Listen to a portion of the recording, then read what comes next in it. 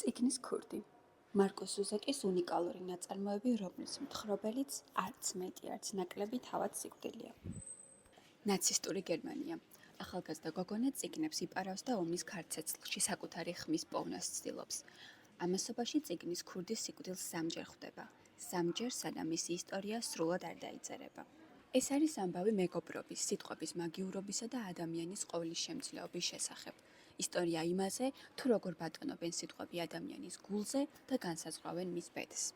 დღის მონაცემებით წიგნის 17 მილიონზე მეტი ეგზემპლარია გაყიდული და 63-ზე მეტ ენაზეა ნათარგმნი. წიგნის ქურდი არაერთი პრესტიჟული ჯილდოს მფლობელია, მათ შორის 2008 წელს დენიელ ელიოტის მშვიდობის ჯილდოც მოიპოვა. 2013 წელს 20th Century Fox-მა შესანიშნავი ეკრანიზაცია შემოგთავაზა, რომელმაც ფართო აუდიტორიამდე მიიტანა ეს გულისამაჩუყებელი ისტორია.